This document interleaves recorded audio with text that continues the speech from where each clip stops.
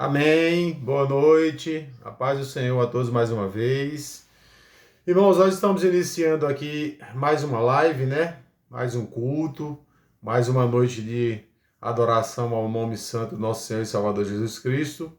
Eu queria, nessa noite, dizer para os irmãos que nós fizemos no último sábado que participamos, né? Aquela leitura da palavra de Deus, onde nós vimos que o apóstolo Paulo cometeu ali alguns erros, né, rejeitando um dos irmãos na caminhada do evangelho, né, da obra, mas em seguida várias outras passagens nos mostram que ele voltou atrás e reconheceu o valor do irmão, né? E às vezes, mesmo que o outro não tenha um valor visível ou humano, né? Nós sabemos que existe um valor nele porque a cruz de Cristo foi lavrada e recebeu o santo exatamente para que nós fôssemos salvos. Não porque merecemos alguma coisa, né? Mas porque essa foi a vontade de Deus. Foi nos salvar em Cristo Jesus. E hoje nós vamos continuar lendo, irmãos. Eu queria hoje fazer um pouco diferente com os irmãos, que eu queria ler 4 passagens bíblicas que mostram exatamente ainda essa contradição, né, do apóstolo Paulo na caminhada do evangelho. Como foi difícil, irmão. Não só para o apóstolo Paulo, para todos os outros irmãos. Porque vejam bem, eles estavam ali alicerçados, né? Eles estavam fixos, firmes numa religião que era tida como uma das mais duras existentes para aquela época, onde eles tinham que viver baseados numa lei pesada, numa lei dura, que quando eles cumpriam um mandamento tropeçavam em outro. Então era uma lei que angustiava, porque eles nunca conseguiam cumprir a vontade de Deus, né? Não tinha êxito no cumprimento da vontade de Deus, porque a lei ela é assim. A lei você cumpre 9 mandamentos. Se você tropeçar no 10º, você descumpriu todos os outros. É assim que a lei é assim que ela funciona. É por isso que Deus providenciou a graça em Jesus Cristo, para que nós não precisássemos mais cumprir a lei, mas viver pela fé em Jesus. Então, essa transição da lei para a graça foi muito difícil para os apóstolos. Porque para nós hoje ela é mais fácil, porque nós temos o Evangelho escrito. Nós abrimos a Bíblia aqui, ó, e temos o Novo Testamento inteiro, com um monte de exemplos escritos. Eles não tinham naquela época. O que eles tinham era só o Antigo Testamento, então eles tinham que interpretar o Antigo Testamento na vivência dos seus antepassados e entender que agora Deus estava mudando as coisas. E as profecias falavam sobre essa mudança, mas as profecias não diziam nada de como viver sem uma lei, de como adorar a Deus e praticar a sua obra sem uma lei. Era preciso eles viverem uma experiência. E aqueles apóstolos, os primeiros viveram uma experiência com Cristo e depois os outros viveram uma experiência com eles. Então não foi fácil para os irmãos daquela época passarem por essa transição. É por isso que, quando eu trago aqui esse texto mostrando que houve muitos erros, muitos equívocos, né? E muitos vacilos, não é para denigrir a imagem dos irmãos, não, pelo contrário. É para mostrar que eles eram ser humano igual nós, eram seres humanos igual nós, e erravam igual a gente erra também. E nem por isso deixaram de ser aceitos por Deus, porque lá na frente o Espírito Santo os iluminou para que eles acertassem o caminho e conseguissem viver em paz com Deus, mesmo sendo pessoas falhas. Isso é para nos confortar. Isso é para que a gente entenda que não existe perfeição no ser humano. O que existe é um ser humano falho que foi salvo pela perfeição divina em Cristo Jesus. E nós vamos errar o caminho, mas nós vamos corrigi-lo e acertá-lo, porque Deus é bom, é misericordioso, compassivo e nos deu o Espírito Santo para que ele nos guie pela vereda da justiça, para que a gente encontre o verdadeiro caminho, nele caminhe, mesmo tropeçando e errando, mas caminhe e chegue no local aonde ele quer que a gente chegue, que é no coração dele, assim como ele chegou no nosso. Amém? Então, nessa noite eu queria ler no livro de Atos dos Apóstolos, no capítulo 16. Olha, mamãe vai. No capítulo 16, tá? Nós vamos ler o livro de Atos dos Apóstolos no capítulo 16. Nós vamos ler aí 6 versículos para a gente entrar em outras partes e a gente fazer uma comparação desses versículos. As passagens que nós vamos ler foram todas escritas pelo apóstolo Paulo, né? Foram todas eles que escreveu. E mesmo assim nós vamos encontrar, irmão, contradição nesses textos. Quer ver? Vamos ler aqui no capítulo 16 de Atos dos Apóstolos. Nós vamos ler passagem por passagem, depois eu vou concluir junto com os irmãos. Veja o que é que o Atos dos Apóstolos, no capítulo 16, diz. Ele diz assim, ó. Chegando a Derbe e a Listra, estava ali um discípulo por nome Timóteo, filho de uma judia crente, mas de um pai grego. Os irmãos que estavam em Listra e em Icônio davam bom testemunho dele. Paulo quis que fosse com ele e, tomando, o circuncidou por causa dos judeus que estavam naqueles lugares, porque todos sabiam que o seu pai era grego. Paulo chega a certo lugar, a certa cidade, e encontra um discípulo chamado Timóteo, e ele tem pessoas que dão bom testemunho de Timóteo. E aí Paulo, sabendo que Timóteo era filho de uma mulher judia, convertida, mas judia, e de um homem grego, ele pega Timóteo, vai na sinagoga, circuncida Timóteo, para não sofrer por parte dos judeus nenhuma repreensão, ou para não ser reprovado por parte dos judeus nos lugares aonde ele vai viajar, levando Timóteo consigo. Ou seja, Paulo achou que nessa atitude dele de circuncidar Timóteo fosse facilitar a obra de Deus por onde quer que ele passasse. E de fato, aonde ele passou com Timóteo uma vez circuncidado, foi mais fácil realmente pregar o evangelho. Mas eu pergunto uma coisa a você. Paulo é um dos homens que mais combate o cumprimento ou seguimento da lei da forma como se fazia antigamente. E aqui ele circuncida Timóteo com medo de que os judeus o reprovem. Amém? Vamos continuar. Eu quero ler com os irmãos agora em 1 Coríntios 7. 1 Coríntios 7, no versículo 19 e 20, vai dizer assim, ó. 1 Coríntios 7, versículo 19 e 20.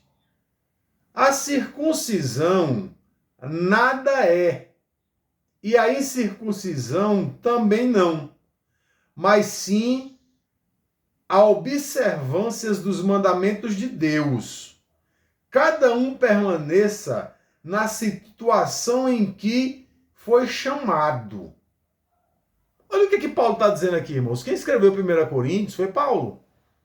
E Paulo está dizendo assim, olha, a circuncisão nada é. Assim como também a não circuncisão não faz diferença nenhuma diante de Deus. Cada um de vocês fique na posição em que foi chamado. Quem é circuncidado permaneça assim. Quem não é circuncidado não precisa se circuncidar. Não precisa haver mais esse cumprimento da lei da forma como se fazia antigamente. Isso aqui é o apóstolo Paulo que está dizendo aos coríntios. Amém? Lá em Gálatas, o que é que Paulo disse aos Gálatas?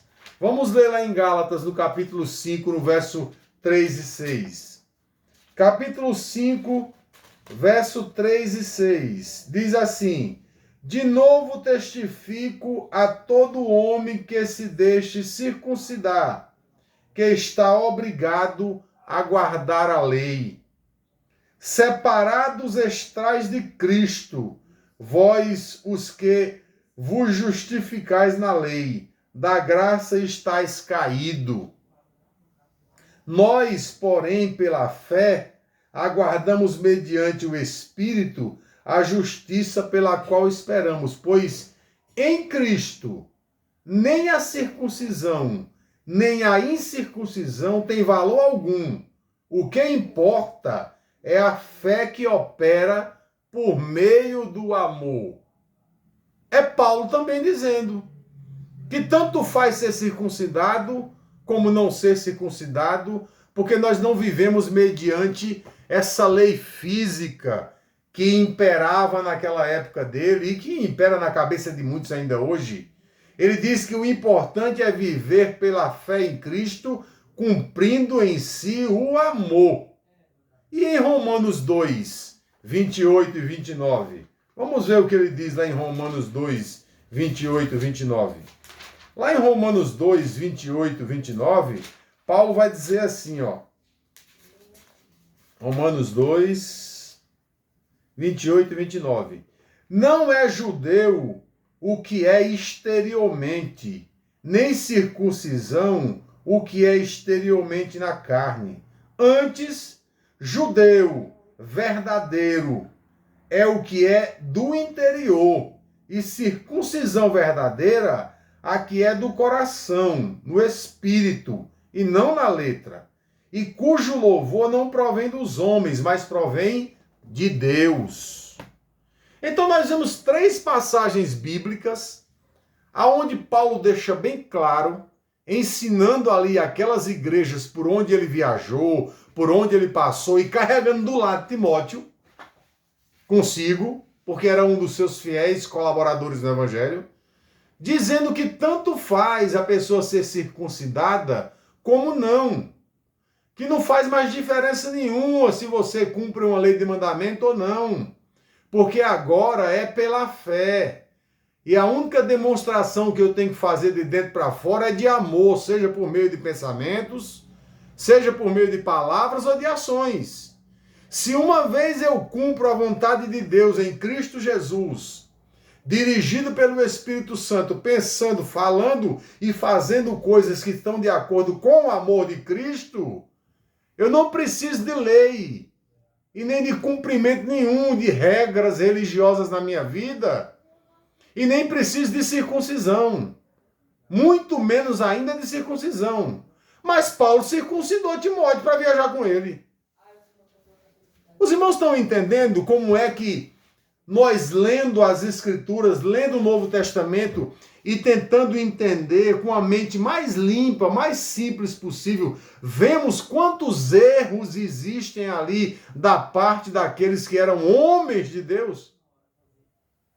E eu entendo, porque, como eu disse e repito, que difícil foi para eles fazerem essa transição da lei para a graça.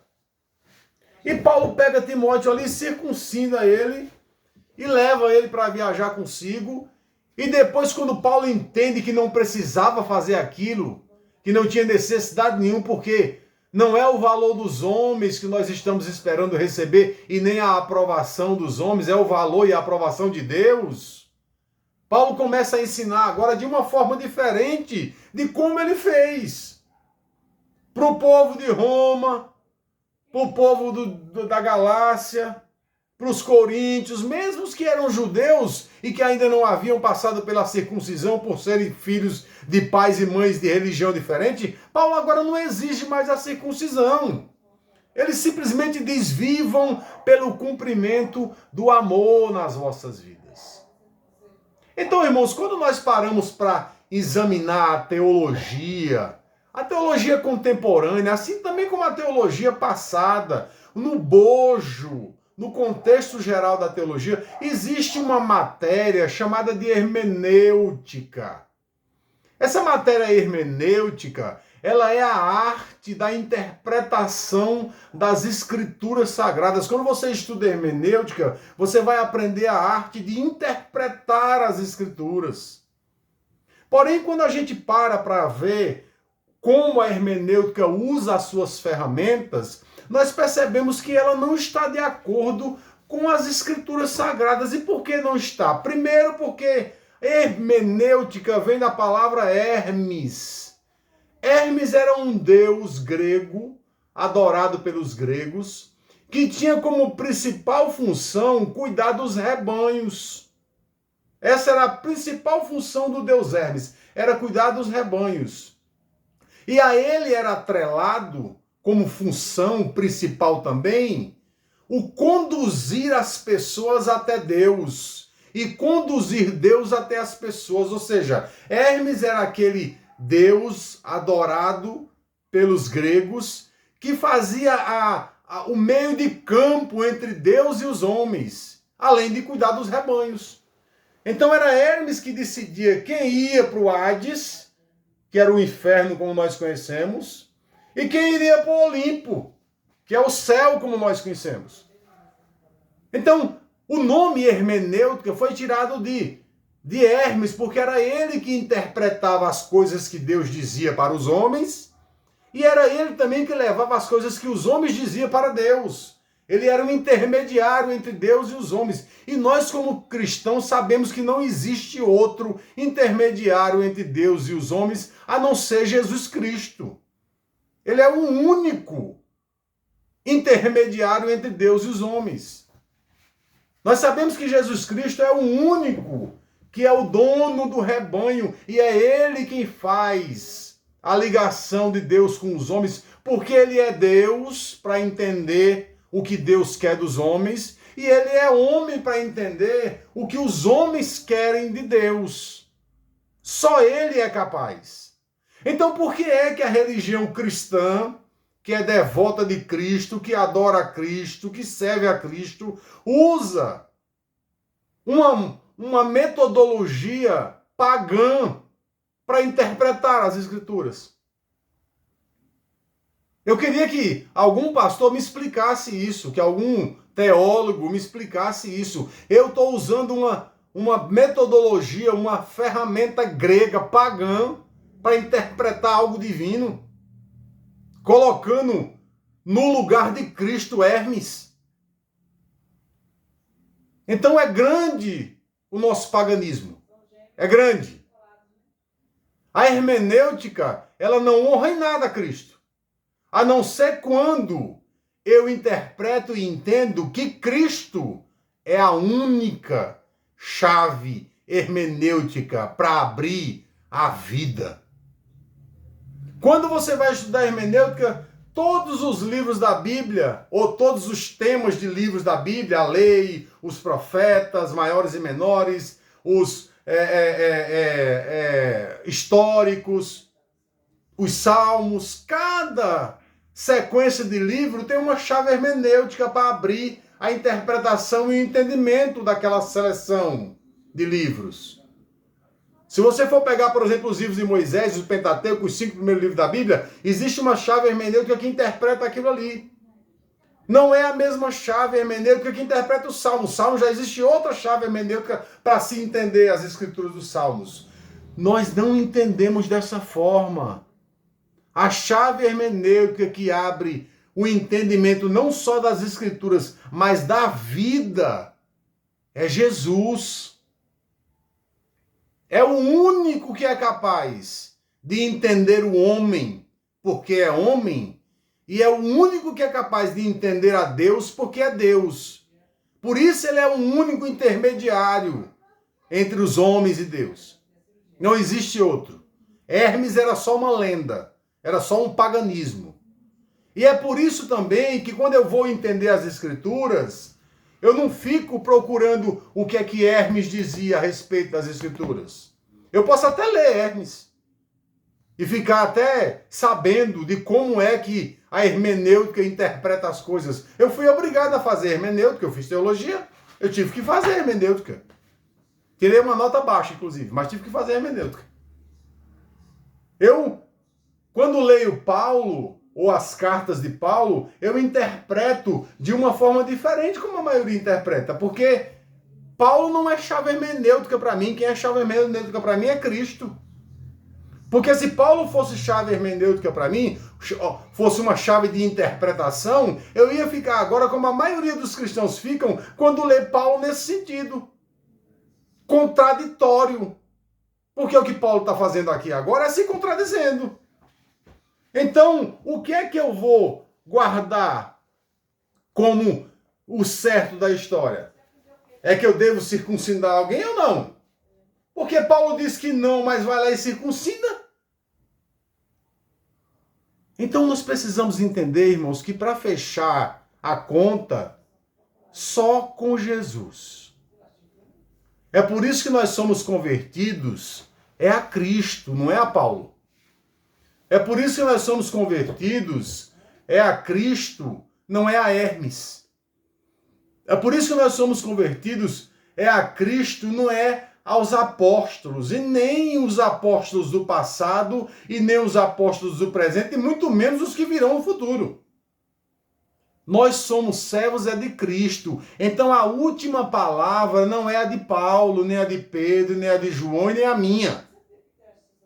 A última palavra é a de Cristo. Então toda vez que eu ler Paulo e eu achar alguma contradição ou alguma coisa que não está me esclarecendo a verdade, eu devo voltar lá atrás nos evangelhos e procurar saber o que foi que Jesus disse a respeito daquilo. O que foi que Jesus disse a respeito da liberdade? Quando vieram perguntar para ele, dizer para ele assim, Senhor, eu vou te acompanhar aonde quer que tu fores. E ele voltou e disse, as raposas têm os seus covis e os pássaros têm os seus ninhos. O filho do homem não tem aonde reclinar a cabeça. Ou seja, se há algum interesse em me seguir, esquece. Porque eu não tenho nada e vou continuar sem nada. E o único objetivo da minha vida é ensinar as pessoas a serem livres mundo afora. O filho do homem não tem aonde reclinar a cabeça.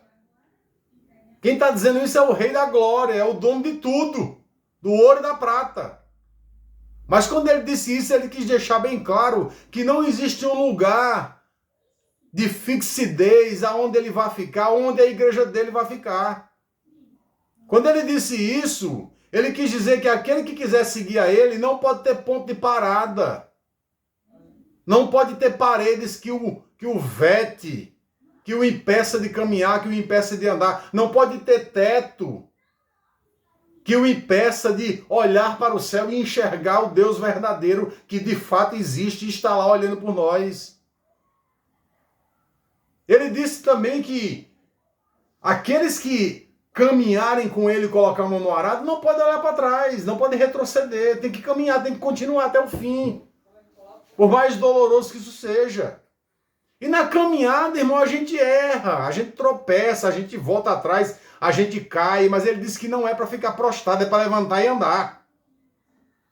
E foi isso que Paulo fez. Paulo consertou todos os erros que ele cometeu, todos.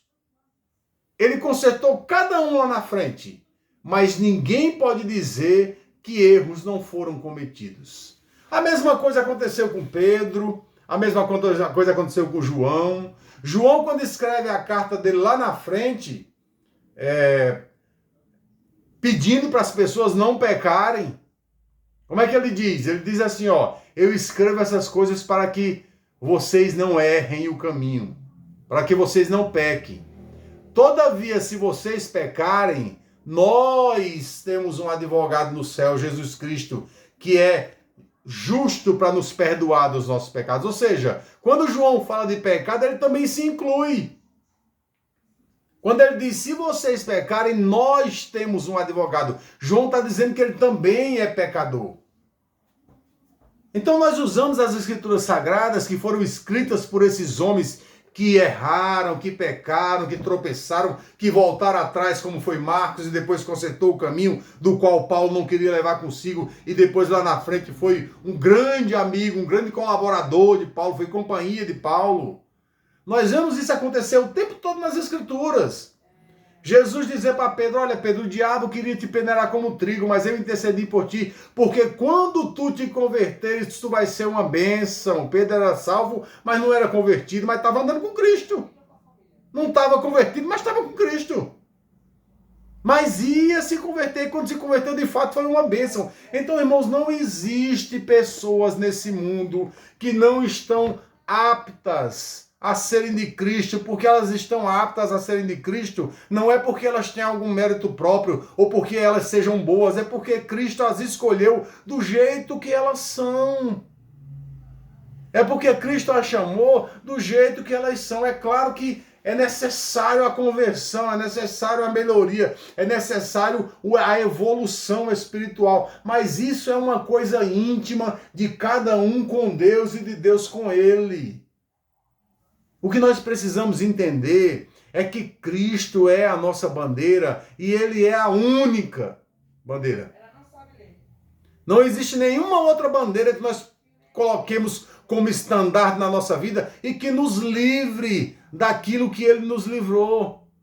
Todas as outras bandeiras que existem agora pela qual nós militamos e brigamos às vezes são transitórias e temporárias. Vão passar. Mas a bandeira a qual nós levantamos, que é o evangelho da graça de Deus, essa não passará, é eterna, durará para sempre. Então, é nessa força que eu conduzo o meu pensamento, a minha alma, o meu espírito. É nessa certeza, nessa âncora da vida que está alicerçada no coração, que eu conduzo a minha vida. Se é com muito, se é com pouco, se é alimentado, se é faminto, se é sedento, se é saciado, não importa as condições físicas, mentais, psicológicas, financeiras. O que importa é que isso tem que estar alicerçado no coração como âncora. De que Cristo é a nossa bandeira e de que aconteça o que acontecer, ele não vai deixar de ser. As outras bandeiras vão passar, vão transitar. Cristo não, ele vai permanecer. Mesmo depois que eu morrer, ele vai permanecer, porque ele vai me ressuscitar, como ele prometeu. E não é porque eu sou bom, não, é porque ele é bom. Então, toda vez que a gente lê alguma coisa, seja na Bíblia, não precisa ser na Bíblia não, viu, irmão? Pode ser em qualquer outro lugar. Eu aprendi com Cristo que tudo quanto eu leio, ou tudo quanto eu escuto, ou tudo quanto eu vejo, pode ser interpretado nele, porque ele é a chave hermenêutica da vida. Pode ser que exista algumas pessoas que sejam chave hermenêutica das escrituras, como é o caso de Hermes ou da hermenêutica em si, da teologia. Pode ser que algumas outras pessoas sejam aí chave hermenêutica para outros assuntos e outras matérias relacionadas às ciências, a filosofias e a academias de letras, enfim. Mas só Jesus Cristo é o único que é a chave para se interpretar a vida. É por isso que quando eu digo, desde o começo da minha caminhada, e muitos me interpretaram mal, e alguns me interpretam mal ainda hoje, que a religião de nada serve, é por conta disso. Porque a religião também é uma bandeira, seja ela qual for. A religião é uma bandeira e ela é transitória, ela passa. Mas Cristo não. O Espírito de Cristo fica e fica para sempre. E ele marca território em nossas vidas de tal forma que nós passamos por todas as coisas, mas permanecemos com ele. Faça aí uma retrospectiva rapidinho da sua vida. Por quantos lugares você já não passou? Quantas bandeiras você já não levantou e defendeu? Quantas religiões você já não passou? Quantas vezes você disse, não, eu sou daqui, não, eu sou dali, não, eu pertenço àquele acolá. E tudo passou, foi transitório. Se a tua vida realmente dependesse disso que passou, você já teria morrido e passado junto. Mas está tão nítido e tão claro e é tão verdadeiro que a tua vida e a minha não dependem dessas bandeiras que foram transitórias e que passaram, que essas bandeiras foram transitórias e passaram, nós estamos aqui. E Cristo não passou, permanece com a gente. E nós permanecemos com ele. E ele estava com a gente mesmo quando a gente ainda não sabia dele. Não queria saber dele, não tinha interesse por ele. Ele já estava com a gente. Preparando a terra, preparando o solo. A semente caindo e ele preparando o solo, regando, adubando, cuidando. Na hora certa, irmão. Na hora certa, aquela semente que foi plantada naquela terra, que foi adubada, regada, preparada, brotou, cresceu e está dando fruto, porque o que você está dando hoje é fruto para a glória de Deus. As bandeiras todas passaram. Aquelas chaves interpretativas que a gente tinha da vida no passado, todas passaram. Aquelas pulsões que nós tínhamos no coração, que nos inquietava, que nós não podíamos ficar sem uma situação, não podíamos ficar sem ir ali, não podíamos ficar sem ir acolá, não podíamos ficar sem comer uma coisa, sem beber outra. Todos esses impulsos passaram. Eram bandeiras transitórias. O que ficou mesmo foi a fé, foi o louvor, foi a certeza de que Cristo está conosco e não nos deixa em tempo nenhum. Então era isso que eu queria. Exatamente. Era isso que eu queria que os irmãos entendessem com relação à interpretação da Bíblia, é que nós não precisamos, irmãos, ser profissionais interpretadores de Bíblia, não é necessário. É muito bom ler a Bíblia é um livro excepcional, contém a palavra de Deus nele, nos ensina muitas coisas. Mas se você é uma pessoa que às vezes não compreende muito bem o que a Bíblia diz, e também não faz muita questão de compreender, fique com a parte do amor. Fique com a prática do amor, porque Paulo também não tinha essa Bíblia, não. Paulo tinha só um Antigo Testamento, que serve muito pouco para aqueles que vivem para a graça. Serve só para um conhecimento apurado daquilo que o povo do passado viveu. O que vale mesmo hoje é o Novo Testamento. Mas mesmo o Novo Testamento, se você não consegue entendê-lo, ou tem pessoas que não sabem ler, só escutam, né? Quando se prega ou quando se fala sobre a Bíblia, o importante de tudo é saber que Ele é Senhor de nossas vidas e que Ele é o único que pode nos levar a Deus e fazer com que Deus venha até nós e que Ele quer que a gente pense, fale e pratique coisas boas, o amor. Isso é fundamental para a vida do cristão. Isso é fundamental. Você não precisa decorar a Bíblia, não. Você não precisa ter versículo decorado na tua cabeça. Não tem necessidade nenhuma disso. Tá? O que tem necessidade mesmo é de praticar aquilo que está escrito aqui. Porque Paulo disse o quê? Paulo disse que aqueles que não têm lei, quando praticam a lei, as coisas boas da lei, era como se a lei estivesse com eles. Paulo disse que não é judeu e nem é circuncisão aquele que é feito na carne, é pro lado de fora. É aquele que é no coração pro lado de dentro. Quando ele disse isso, ele quis selar aquilo que Jesus disse, de que o que contamina o homem não é o que entra pela boca, é o que sai, porque é o que sai da boca, é o que o coração está cheio. Então o que precisa sair do nosso coração são coisas boas. E para isso eu preciso internizar Jesus dentro de mim através do Espírito Santo. Ter ele como chave hermenêutica interpretativa da vida. Quando eu tenho isso, o resto é só bônus. Tudo quanto eu puder fazer de bom daqui para frente e agregar valores para a minha vida é só bônus. Mas eu preciso mesmo é de Jesus. Eu preciso mesmo é de Cristo.